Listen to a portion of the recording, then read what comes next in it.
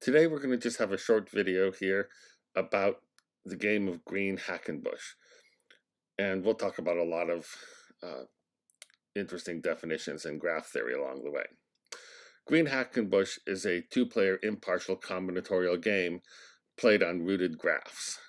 A graph is just a structure with vertices or points and edges, which connect some pairs of vertices. We're not talking here about directed graphs, which we've already talked about with regard to graph games, but here just what we call a regular graph or undirected graph. So we can in general talk about a graph just by specifying what the vertices are, just a whole bunch of points, and some of them will be connected by edges. I'll draw the edges here in red.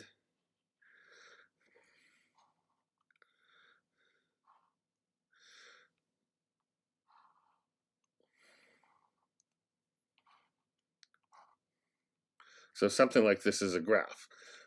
Some points are, some pairs of points have edges between them, some don't. When we say a rooted graph, we mean a graph with a specified point that we call the root. That's a specified vertex.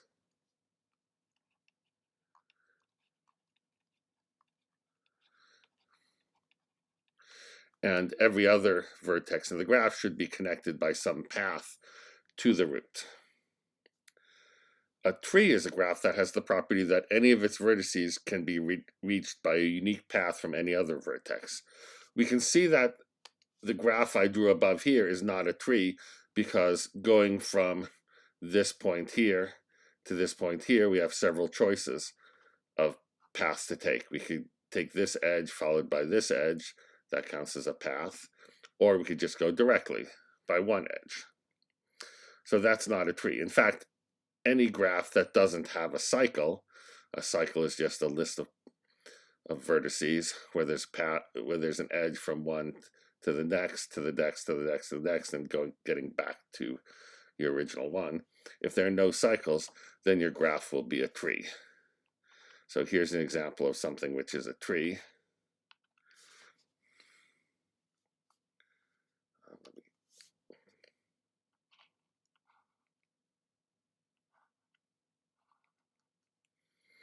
That's a tree. You can see there are no cycles, and given any 2 points, there'll be a unique path. The path is just a sequence of moves from one edge along from one vertex along an edge to another vertex and then to another, ending up at the desired final vertex.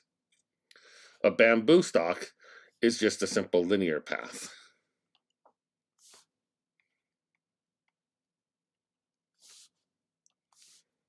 Like this.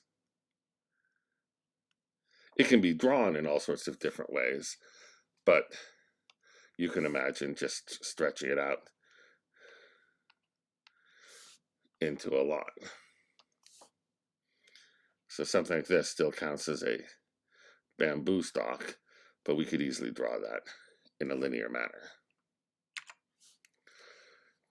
A forest is a collection of trees, each connected by an edge to a designated vertex called the ground.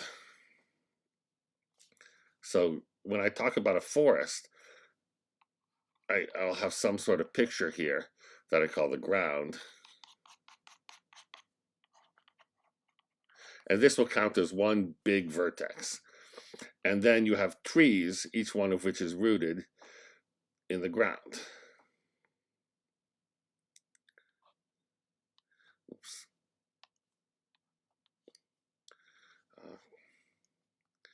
So here might be one tree. And then I might have another tree. Here we might have a bamboo stalk. A bamboo stalk, of course, is an example of a tree.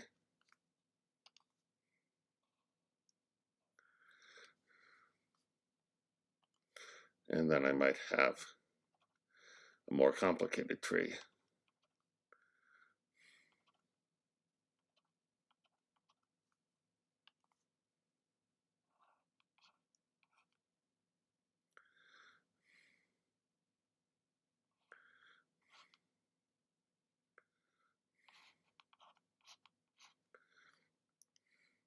Now the ground here, which, let me change the colors, which is represented as this whole large piece at the bottom, is the same as these three nodes. These three nodes or vertices are all part of the ground. They count as the same vertex, but we're just visualizing them as if they're different places on the ground.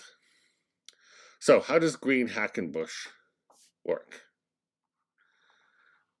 Well, it's called green Hackenbush because the edges are all colored green. That's to distinguish it from regular Hackenbush, which we won't be discussing, where you can have red edges and blue edges as well as green edges. That would be a partisan game where there are different rules for the first and second player. Here, with green Hackenbush, all the edges are green, and each player in his or her turn hacks one of the edges and removes it, and all vertices and associated edges which are no longer connected to the ground. So how does that look? Here I have a forest, and this forest consists of bamboo stalks. A move would consist of hacking an edge like that one, and then we remove all the other edges and vertices that are no longer connected to the ground. So that would be all of that. Then the next player moves, and the next player might choose to hack this vertex, and then that whole bamboo stalk is gone. And then the first player might choose to hack this one, and then all of these are gone. And then the next player might choose to hack this one, so these are gone. And then, for example, the first player might hack this one, so all of this is now gone.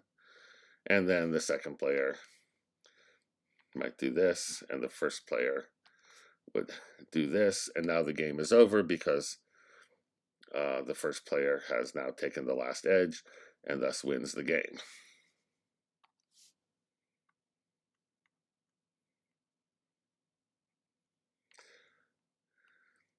So we're going to talk about playing Hackenbush on a forest, something like we see above here.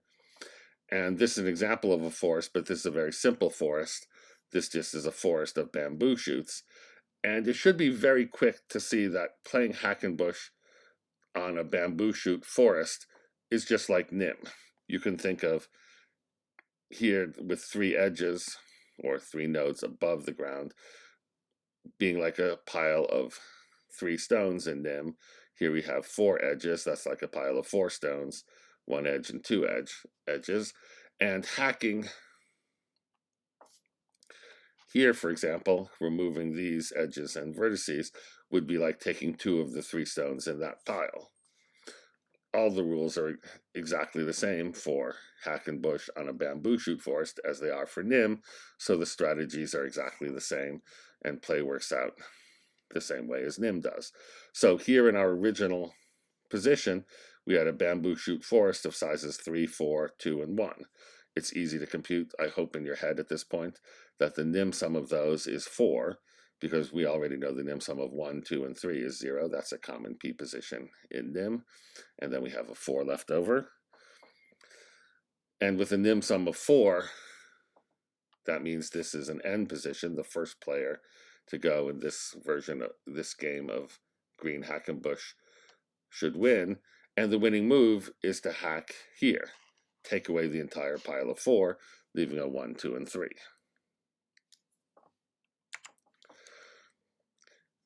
Here's a slightly more complicated forest on which we can play green Hackenbush. I'm not going to discuss exactly right now what the winning moves are because I want us to be able to play with things like this on Monday.